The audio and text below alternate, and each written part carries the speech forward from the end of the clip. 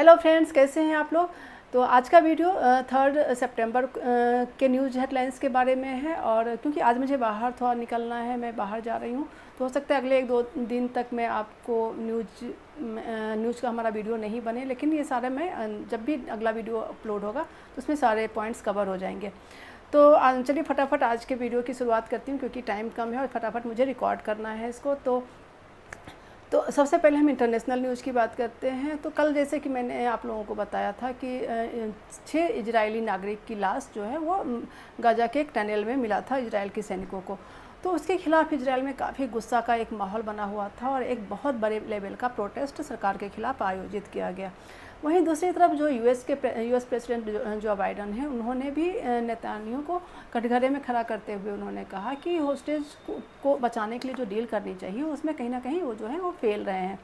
UK ने भी जो मतलब आर्म्स एक्सपोर्ट लाइसेंस जो होता है उसको कम किया है। जो पहले 350 आर्म्स एक्सपोर्ट लाइसेंस इजराइल को मिलना था, उसमें से 30 लाइसेंस जो है वो कैंसिल कर दिया गया।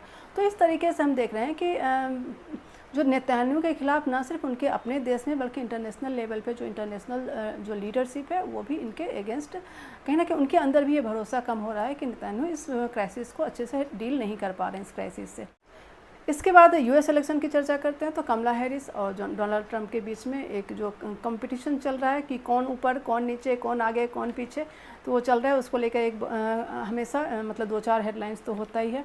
इसके बाद ब्राज़ील की सुप्रीम कोर्ट ने जो एलन मस्क की ट्विटर को यानी कि एक्स को जो बैन किया गया था उसको कायम रखा है, उस पर कोई भी रोक नहीं लगाई है। इसके बाद जर्मनी में पहले वर्ल्ड वॉर 2 के बाद पहली बार ऐसा हुआ है कि फार राइट विंग पार्टी जो है वो 2 स्टेट में सत्ता में आई है। और इसके बाद इस पार्टी का नाम है AFT। और इसकी वजह से ऐसा माना जाता है कि जो चांसलर हैं, जो मेन स्ट्रीम पार्टियाँ हैं, वो उनके ऊपर एक दबाव बन रहा है। और जो अब यहाँ पे मैं एक चीज़ और क्लियर करना ज़रूरी है कि जो मतलब जो जो राइट विंग की जो आइडियोलॉजी की जो भी पार्टी होती है वो मेनली लोकल मुद्दों को उठाती हैं, रेडिकल्स होते हैं, उनका नेशनलिज्म को कुछ ज़्यादा बढ़ावा देती हैं। जो ट्रेडिशनल चीज़ें होती हैं उनको वो लोग काफ़ी बढ़ावा देते हैं। तो जो वहाँ पे अभी दूसरी पार्टियाँ जो मेन स्ट्रीम की पार्टियाँ हैं उनको कहीं ना कहीं एक चुनौती मिल रही है, जो राइट विंग की पार्टियाँ हैं। और उसमें जो नेशनल पार्टी जो कि वहाँ के चांसलर भी हैं, नाम स्कॉल चांसलर स्कॉल जो भी हैं, मतलब क्योंकि जर्मन नाम्स जो है वो थोड़ा सा प्रोनाउंस करना काफ़ी मुश्किल होता है। तो जो जर्मनी का जो बाहर से जो लोग माइग्रेशन जो हो रहा है उसके लिए जो वेलकमिंग उनका एक पॉलिसी है, उसके खिलाफ लोगों में एक गुस्सा है, ये इस चीज़ को दिखाता है। इसके बाद जो जब यूक्रेन और रशिया वार हो रहा था तो उसमें भी जर्मनी ने खुलकर यूक्रेन का साथ नहीं दिया। तो ये भी एक वहाँ के लोगों में कहीं ना कहीं एक गुस्से की वजह थी। तो इंटरनेशनल न्यूज़ में एक ये हो गया। उसके बाद जब नेशनल न्यूज़ पे हम आते हैं तो कल कांग्रेस पार्टी ने जो CB की हेड हैं उनके खिलाफ एक एलिगेशन लगाया है। जो चेयरपर्सन माधवी पुरी बुच, उनके खिलाफ एलिगेशन लगाया कि वो ICICI बैंक उनको मतलब वो 3 जगह से सैलरी उठा रही हैं और सेबी के अलावा। तो और माधुरी बुच एक ऐसी मतलब सेबी की एक ऐसी चेयरमैन है जिन पिछले कई दिनों से उनके खिलाफ कुछ ना कुछ एलिगेशन लगता रहा है। जैसे कि हिंडरबर्ग ने उनके खिलाफ एक एलिगेशन लगाया था, फिर अभी कांग्रेस पार्टी लगा रही है। हालांकि ICICI बैंक ने इसका खंडन किया है। उसके बाद CBI ने अरेस्ट किया है जो RG कर हॉस्पिटल के जो प्रिंसिपल थे और जिनके कार्यकाल में जो एक ट्रेनी डॉक्टर के साथ जो भी दुर्घटना घटी थी। तो संदीप घोष को CBI ने अरेस्ट किया है ताकि इस पूरे मामले की जांच हो सके। इसके बाद आपके एक MLA अमानतुल्लाह खां हैं, उनको भी अरेस्ट किया गया है, ED ने अरेस्ट किया है। इसके बाद वहीं दूसरी तरफ आपके ही एक और जो अरविंद केजरीवाल के एक करीबी थे, उनके जो पर्सनल सेक्रेटरी, उनको विभव कुमार, उनको सुप्रीम कोर्ट ने उनको जमानत दे दिया है।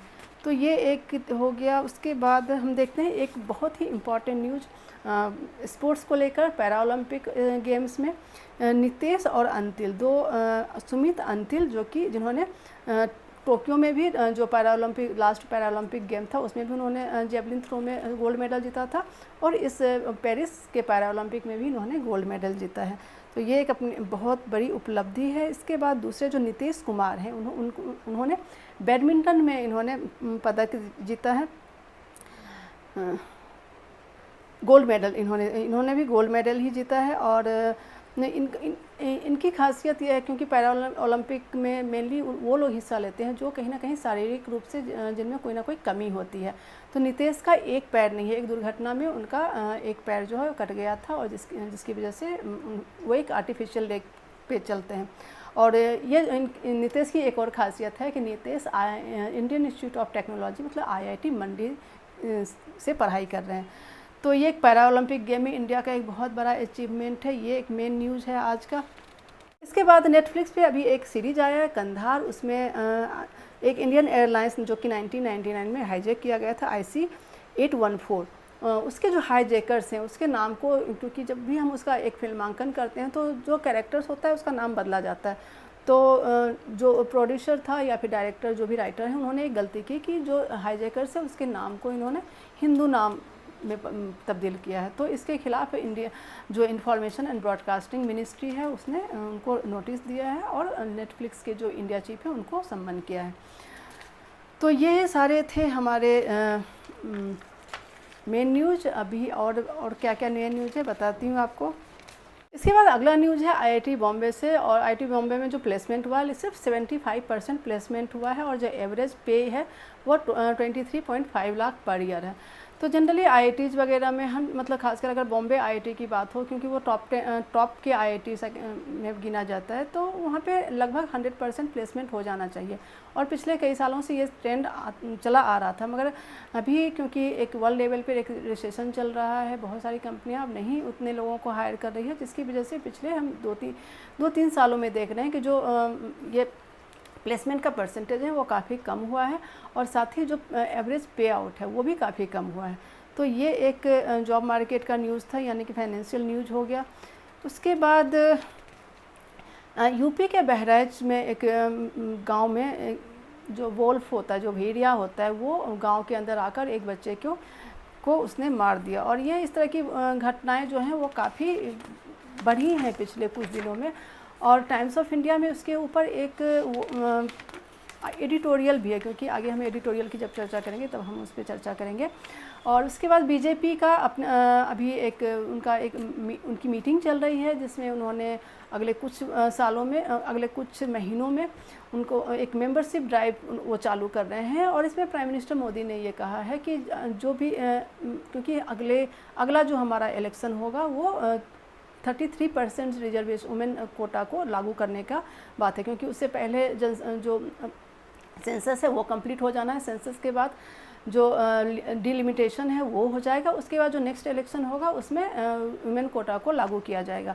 तो प्राइम मिनिस्टर मोदी ने कहा है कि इसी को ध्यान में रखते हुए जो पार्टी में जब मेंबरशिप ड्राइव की शुरुआत हो तो उसमें ज़्यादा से ज़्यादा महिलाओं को भी इनकरेज किया जाए कि वो पार्टी ज्वाइन करें, ताकि पार्टी के अंदर ज़्यादा से ज़्यादा फीमेल लीडर्स तैयार हो सकें।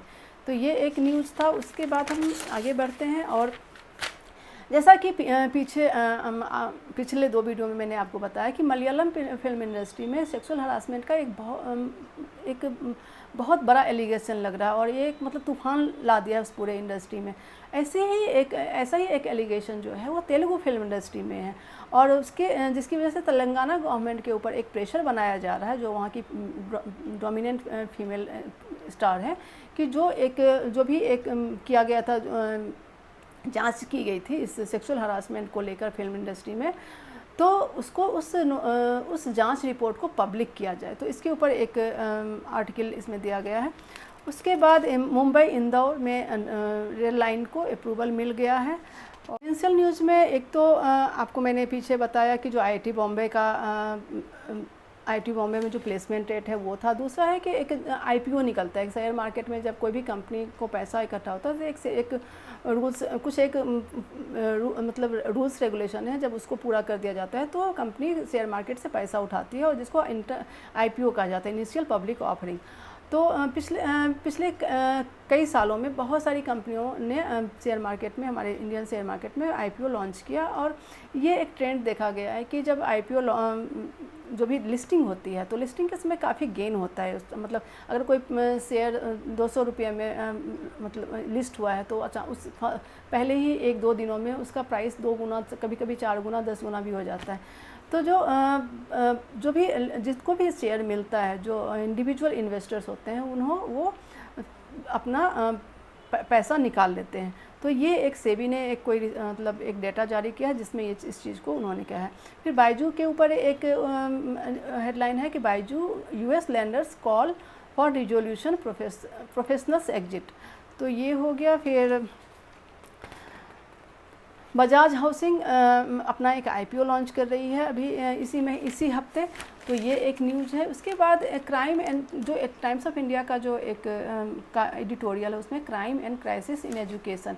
पिछले दिनों हमने देखा कि बहुत सारे पेपर लीक्स हुए, नीट में भी पेपर लीक्स की घटनाएं घटी। इसके अलावा मतलब करीब 100 से ज़्यादा एग्ज़ाम्स में, पूरे इंडिया की बात करें तो 100 से ज़्यादा एग्ज़ाम्स में पेपर लीक की घटनाएं घटी हैं। तो उसके ऊपर ये एडिटोरियल है, इसको अगर आप स्टूडेंट हैं तो आपको ज़रूर पढ़ना चाहिए। उसके बाद इसका जैसा कि मैंने आपको बताया वोल्फ के ऊपर एक आर्टिकल है, मतलब एडिटोरियल है कि किस तरीके से जो वोल्फ होता है वो ग्रास लैंड के ऊपर उनकी जो पूरी सर्वाइवल होती है वो ग्रास लैंड के ऊपर होती है। और यही वजह है कि आज जहाँ भी इंसान रह रहा है तो वहाँ पे वो पहुँच जा रहे हैं, क्योंकि उनका जो ग्रास लैंड है वो कहीं ना कहीं ख़त्म हो गया है और हर जगह इंसान अपना घर बनाता जा रहा है। तो जैसे कि जंगली जानवर जो भी थे उनका जो रहने का ठिकाना था वो उस पर आदमी कब्जा करता जा रहा है, और जिसकी वजह से मैन एंड वाइल्ड वाली जो एक कॉन्फ्लिक्ट की स्थिति है वो हम फ्रिक्वेंटली बढ़ता हुआ देख रहे हैं। तो इसके ऊपर एक आर्टिकल है। और फिर जैसा कि मैं आपको स्पीकिंग ट्रिक, आज मैं उसके बारे में डिटेल नहीं आपको बता पाऊँगी, लेकिन आज का टॉपिक बताती हूँ, beyond the primal passion of politics. तो ये भी, इसको मैंने पढ़ा नहीं है इसलिए मैं इसमें आपको ज़्यादा डिटेल नहीं बता सकती, लेकिन जैसा कि मैं आपको बोलती हूँ कि जो स्पीकिंग ट्री होता है टाइम्स ऑफ इंडिया का वो बहुत बेहतरीन होता है, उसको आपको ज़रूर पढ़ना चाहिए। ये हमारा टाइम्स ऑफ इंडिया का न्यूज़ ख़त्म हो गया। उसके बाद हम आते हैं हिंदुस्तान टाइम्स में। हिंदुस्तान टाइम्स में कुछ स्पेशल फीचर्स न्यूज भी हैं। जैसे एक है RSS backs caste census for welfare से डोंट पॉलिटिसाइज। जैसे कास्ट सेंसस की डिमांड कांग्रेस की तरफ से पिछले कई इलेक्शन से पहले से ही हो रही है, तो आरएसएस ने भी उसको बैक किया, लेकिन उनका ये कहना है कि इसको पॉलिटिसाइज नहीं करना चाहिए। फिर इसके बाद बारिश की जो घटनाएं घट रही हैं उसमें हम देखते हैं 4 स्टेट में काफ़ी बारिश हो रही है, जिसकी वजह से वहाँ का पूरा जो जनजीवन है वो अस्त व्यस्त हो गया। बाढ़ की बहुत सारी घटनाएं घटी। अब वो 4 स्टेट कौन कौन से हैं, तो गुजरात, राजस्थान और इधर आपका तेलंगाना और आंध्र प्रदेश। तो वहाँ पे बारिश जहाँ पे अक्सर ज़्यादा बारिश होती नहीं है, एक सूखे की स्थिति रहती है, तो इस बार वहाँ बहुत ज़्यादा बारिश हुई है और जिसकी वजह से बाढ़ की स्थिति बनी हुई है। एक और इम्पॉर्टेंट न्यूज़ है जिसको हिंदुस्तान टाइम्स में मेन फ्रंट पेज पे छापा है कि bulldozer justice can't go on. Supreme court ने कल एक डिसीजन दिया और सभी राज्य सरकारों को यह निर्देश दिया है कि आप किसी के भी घर को बुलडोजर से नहीं तोड़ सकते। ये जस्टिस का कोई तरीका नहीं है। तो ये तीव्र जस्टिस के नाम पे जो एक लोगों के घरों को तोड़ने की एक परंपरा की शुरुआत हुई थी कानून, पुलिस और सरकार के द्वारा, उस पर सुप्रीम कोर्ट ने रोक लगाया है। जो इंटरनेशनल न्यूज़ है उसमें वही है, स्ट्राइक इरप्ट्स, इजराइल में जो स्ट्राइक हुआ है। फिर उसके बाद जर्मनी में जो राइट विंग पार्टी की सरकार बनी है वो हो गया। और Britain suspend some arms export to Israel. Brazil's top court जजेस ratify ban on X in deepening feud with Musk. तो ये सारी जो ऑलरेडी मैंने आपको बता दिया वो सारी न्यूज़ हैं। ICSE denies Congress claim on salary ESOP to Buch. मतलब ESOP एक होता है जो कि एम्प्लॉय जो कंपनी एम्प्लॉय को देती है, तो वो उसका एक अमाउंट था, ना कि कोई सैलरी का। तो ऐसा ICSE का कहना है। ये सारी न्यूज़ थे जो कि, क्योंकि आज मेरे पास ज़्यादा टाइम नहीं है तो मैं ज़्यादा लंबा आज आपको कुछ डिटेल में नहीं बता पाई, लेकिन मेन जो न्यूज़ है उसको मैंने कवर करने की कोशिश की। हो सकता है अगले 2-3 दिन तक मैं ये वीडियो नहीं डाल पाऊँ, क्योंकि मैं एक टीचर्स डे के उसमें जा रही हूँ। तो फिर मिलते हैं अगले वीडियो में। हो सकता है कल भी मिलें, हो सकता है 3 दिन बाद मिलें। तो मिलते हैं, तब तक के लिए जय हिंद और happy teachers day to all the teachers.